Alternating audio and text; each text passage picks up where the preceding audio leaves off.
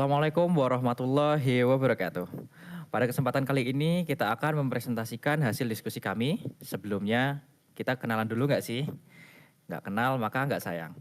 Oke, perkenalkan nama saya Nur Alif Maulana Syafruddin dengan NIM A11 2024 15936.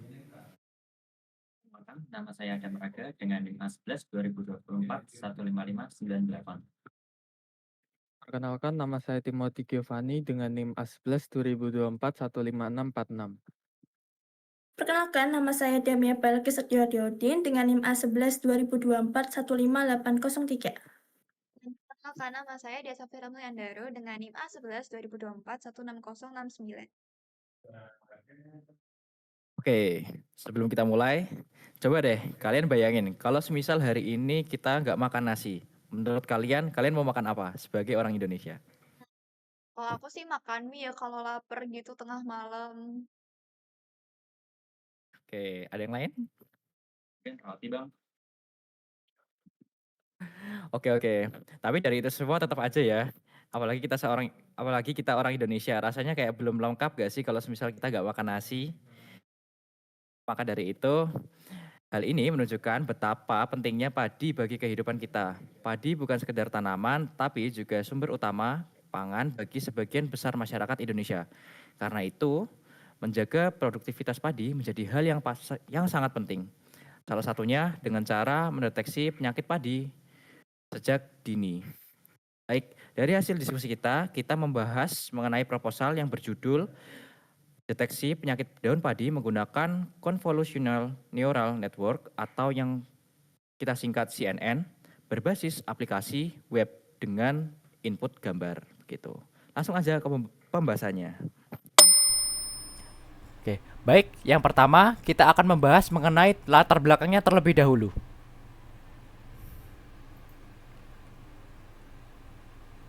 Nah, mengapa padi? Padi merupakan komoditas pangan yang sangat penting untuk pemenuhan kebutuhan utama di dunia.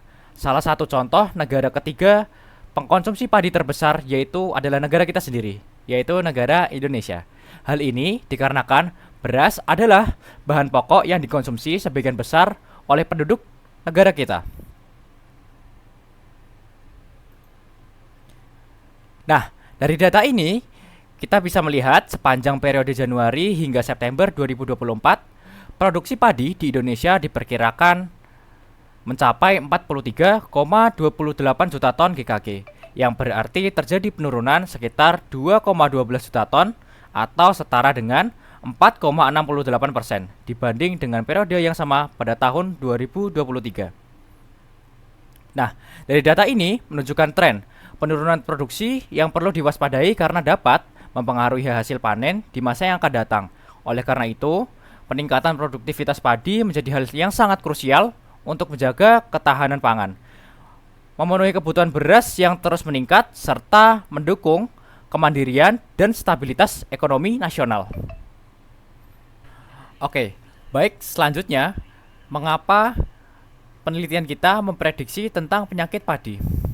Nah, dari Food and Agriculture Organization atau yang sering disebut dengan FAO, melaporkan dalam publikasinya bahwa kerugian hasil panen secara global akibat serangan hama dan penyakit mencapai 20 hingga 40% dari total produksi pangan di dunia, khususnya pada komoditas utama seperti padi. International Rice Research Institute dalam artikelnya menyebutkan bahwa petani padi mengalami kehilangan hasil panen rata-rata sebesar 37% setiap tahunnya akibat serangan hama dan penyakit, dengan kisaran kerugian antara 24 hingga 41% tergantung pada kondisi lingkungan dan praktik budidayanya. Nah, dari data tersebut menunjukkan bahwa pengendalian penyakit tanaman memiliki peran penting dalam menjaga stabilitas produksi, khususnya pada komoditas padi yang menjadi sumber karbohidrat untuk bagi sebagian besar penduduk di dunia. Dari latar belakang yang telah kita jelaskan tadi, kita rumuskan menjadi 3 permasalahan utama, yaitu yang pertama, perlunya merancang model machine learning berbasis CNN untuk mendeteksi penyakit daun padi dari citra gambar. Kemudian untuk permasalahan yang kedua, perlunya mengimplementasikan model CNN tersebut ke dalam aplikasi berbasis web sehingga pengguna atau petani dapat mengunggah gambar daun dan memperoleh hasil diagnosis secara otomatis. Kemudian yang ketiga, perlunya mengevaluasi performa model CNN dalam mendeteksi penyakit daun padi menggunakan metrik evaluasi seperti akurasi, precision, recall, dan F1 score agar lebih akurat. Kita masuk ke metode terdahulu. Penelitian terdahulu telah banyak dilakukan untuk mendeteksi penyakit padi menggunakan pendekatan machine learning berbasis fitur warna dan tekstur. Metode seperti HSV plus GLCM yang diklasifikasikan dengan Random Forest dan SVM menunjukkan performa cukup baik di mana Random Forest mampu mencapai akurasi hingga 97,73% dengan nilai F1 sebesar 0,98. Selain itu, penelitian lain menggunakan KNN dan GLCM juga efektif pada dataset besar berisi sekitar 4.684 citra dengan 3 kelas penyakit, yang menghasilkan akurasi sekitar 94,2%. Sementara itu, decision tree digunakan pada data tabular non-citra sebagai model dasar yang mudah dijelaskan dengan akurasi sekitar 71,67%. Kemudian ada kelemahan metode terdahulu, yaitu setiap metode tersebut memiliki keterbatasan tertentu. Model berbasis fitur buatan seperti HSV atau GLCM dengan RF, SVM, dan KNN sangat bergantung pada kualitas segmentasi citra berdasarkan kondisi pencahayaan. Kesalahan thresholding atau adanya noise dapat menurunkan keakuratan karena fitur warna dan tekstur menjadi sulit dibedakan. Selain itu, performa metode ini sensitif terhadap pemilihan fitur dan proses normalisasi data. KNN cenderung melambat saat jumlah data besar dan bias terhadap distribusi kelas yang tidak seimbang. SVM dapat mengalami penurunan performa jika pemilihan parameter kurang tepat, dengan akurasi bisa turun hingga 68,80%. Sedangkan decision tree kurang relevan untuk sistem berbasis citra karena akurasinya relatif rendah dan mudah terpengaruhi oleh ketidakseimbangan data. Kemudian, mengapa CNN? Berdasarkan kelemahan tadi, penelitian ini menggunakan CNN karena mampu mempelajari fitur visual secara langsung dari pixel tanpa perlu rekayasa fitur manual. CNN lebih tangguh terhadap variasi latar belakang, pencahayaan, serta bentuk bercak penyakit yang bervariasi di lapangan. Hasil pengujian menunjukkan bahwa CNN menghasilkan performa paling stabil dengan akurasi mencapai 99,57%, serta nilai precision, recall, dan F1 score konsisten di atas 99%. Kemudian, mengapa aplikasi web? CNN pilihan paling tepat untuk diimplementasikan dalam sistem berbasis web yang memungkinkan pengguna mendeteksi penyakit padi secara otomatis melalui foto yang diunggah oleh pengguna. Selanjutnya, di sini saya akan menjelaskan tentang roadmap project yang akan kami laksanakan selama 14 minggu. Namun, pada roadmap kami membaginya menjadi 3 fase, yaitu fase yang pertama mulai dari minggu pertama hingga minggu keempat, kami fokus ke fondasi riset dan kerja tim. Langkahnya yaitu kita memulai dengan pembentukan tim dan pembagian peran, lanjut studi literatur seputar penyakit padi dan sistem deteksi berbasis web. Lalu, merumuskan tujuan dengan kerangka GRIPS DM dan menutup fase dengan pengumpulan dataset daun padi. Output yang akan kami dapatkan yaitu adalah struktur tim, ringkasan literatur, metodologi riset, dan dataset mentah. Lanjut untuk fase yang kedua atau fase minggu kelima hingga minggu ke-9, yaitu fase pengolahan data dan pengembangan model. Kami mulai dari menjalankan pre-processing, cleaning, augmentasi, normalisasi, dan speed. Kami juga membangun baseline model untuk tolak ukur, kemudian fine-tuning main di hyperparameter, optimizer, lalu pasang dropout agar generalisasi aman, evaluasi wajib, akurasi presisi, dan recall biar kita nggak terjebak pada satu metrik. Setelah performa stabil, kami akan mengintegrasikan model ke dalam web application menggunakan backend, menggunakan REST API dengan frontend Next.js ataupun React, supaya alur end-to-end bisa dicoba di lingkungan aplikasi. Terakhir, untuk fase yang selanjutnya yaitu fase 10 hingga 14, yaitu fase integrasi UI UX dan pengujian. Pada fase ini, kami mendesain antarmuka, upload gambar, dan hasil diagnosis, lanjut unit testing dan integration testing agar flow-nya bisa mulus. Sambil bereskan dokumentasi teknis dan laporan akhir, fase ini juga termasuk simulasi demo agar siap tampil. Nah, selanjutnya yaitu target outputnya yang akan kami raih adalah UI UX siap uji, versi web stabil, laporan lengkap, dan slide presentasi siap dilanjutkan. Selanjutnya, saya akan menjelaskan bagian studi pustaka. Di studi pustaka ini mendapatkan literatur melalui Google Scholar dengan menggunakan kata kunci yaitu deteksi penyakit daun padi berbasis citra, rice leaf disease detection, dan deep learning for rice plant disease. Pencarian jurnal dalam 5 tahun terakhir agar data yang kami gunakan tetap relevan. Jadi dari hasil penelusuran tersebut bahwa penelitian dalam beberapa tahun terakhir banyak berfokus pada penerapan machine learning dan deep learning. Contohnya metode HSV dan GLCM yang dikombinasikan dengan random forest dan SVM terbukti mampu mencapai akurasi hingga 97,73% dengan F1 score 0,98. Metode lain seperti GLCM dan KNN juga cukup efektif, terutama pada dataset besar dengan 3 kelas penyakit, menghasilkan akurasi sekitar 94,2%. Sementara itu, di decision tree digunakan pada data non-citra dan memiliki kelebihan.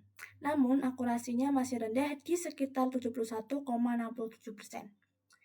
Berdasarkan tren dalam 5 tahun terakhir, penelitian mulai beralih ke pendekatan deep learning, terutama Convolutional Neural Network atau CNN. Nah, karena itu, penelitian kami mencoba meneruskan arah tren tersebut dengan mengembangkan sistem deteksi penyakit daun padi berbasis web menggunakan CNN agar bisa langsung dimanfaatkan oleh petani secara praktis. Saya akan menjelaskan metode yang akan kami laksanakan untuk proyek kita kali ini. Yang pertama, kita akan memulainya, lalu kita mengumpulkan data atau data collecting, lalu kita akan melabeling data tersebut, lalu kita akan menyeimbangkan data, lalu modeling, evaluasi, dan selesai. Kunci kualitas ada pada hulu saat collecting dan labeling. Kami memastikan domain penyakit padi relevan dan label yang akurat. Jika distribusi kelas timpang, kita akan melakukan balancing agar model tidak bias ke salah satu kelas yang mayoritas. Pada pre-processing, kami akan melakukan normalisasi, augmentasi yang realistis, dan pembagian train, val, dan tes untuk mencegah kebocoran. Modeling dimulai dari baseline agar kami punya patokan kuat sebelum melakukan eksperimen.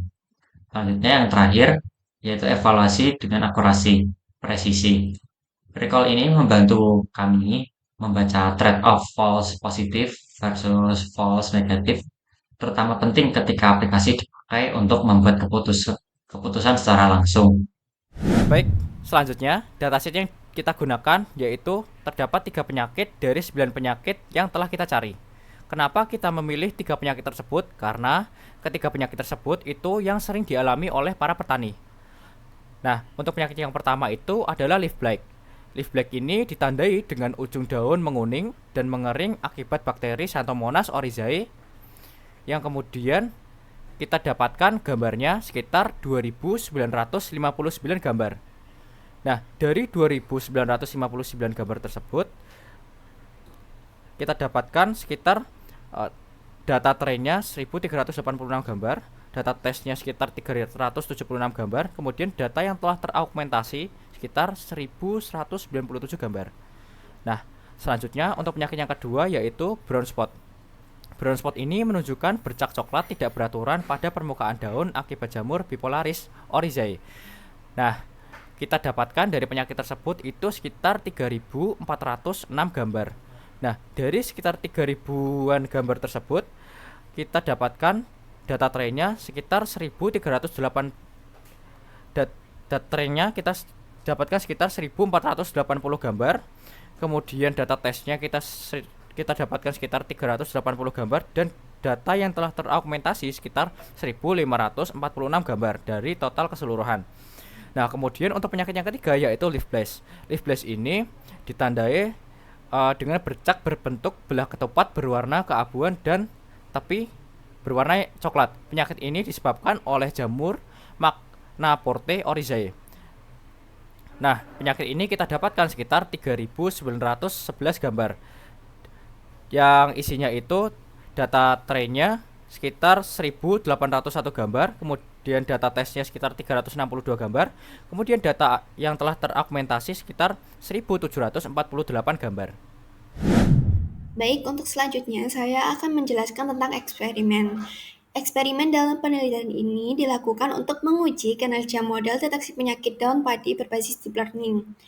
Lalu implementasi model yang kami lakukan menggunakan bahasa pemrograman Python pada platform Google Colab untuk mempercepat training melalui dukungan GPU berbasis cloud. Dataset Rice Leaf Disease Detection dari Kaggle digunakan sebagai data utama, yang terdiri dari citra daun sehat dan 3 jenis penyakit yang kemudian akan diperkaya dengan argumentasi untuk meningkatkan variasi dan ketahanan model. Lalu model CNN dilatih dan dievaluasi menggunakan metrik akurasi, precision, recall, dan advanced score. Serta model ini akan diuji terhadap berbagai kondisi pencahayaan dan noise guna untuk memastikan robustness di lapangan nanti. Lalu setelah pelatihan, model akan diekspor ke format deployment dan diintegrasikan ke aplikasi web berbasis Next.js melalui API Inference, kemudian diuji kembali dengan mengunggah gambar secara langsung melalui web untuk menilai kecepatan, stabilitas, dan konsistensi hasil prediksi. Selanjutnya ya ini adalah materi tentang deployment yang akan kami laksanakan. Ketika metode sudah matang, kami akan melakukan deploy dengan Vercel dan GitHub. Setiap push atau merge otomatis akan memicu deploy. Jadi, iterasi fitur atau perbaikan bug bisa langsung terlihat di environment live. Kami pantau performa web application ini melalui dashboard, log, dan analitik untuk membantu mendeteksi bottleneck di dashboard pada Vercel. Kenapa kami menggunakan Vercel dan GitHub? Karena sangat stabil, cepat, gampang digunakan, dan ramah untuk pemula. Sangat cocok untuk tim akademik yang tetap ingin standar production. Intinya, alur kerja dari commit, live itu ringkas, reproducible, dan aman untuk siklus pengembangan yang cepat. Dan selanjutnya, target yang ingin kami capai atau yang kami harapkan pada penelitian dan aplikasi web ini itu dibagi menjadi 4. Yang pertama, model CNN-nya sendiri, target keberhasilan mencakup akurasi diharapkan minimalnya 95%, makro F1-nya minimal 0,9, dan kami memastikan model itu tidak overfit, menjaga gap train validation-nya di bawah 5%.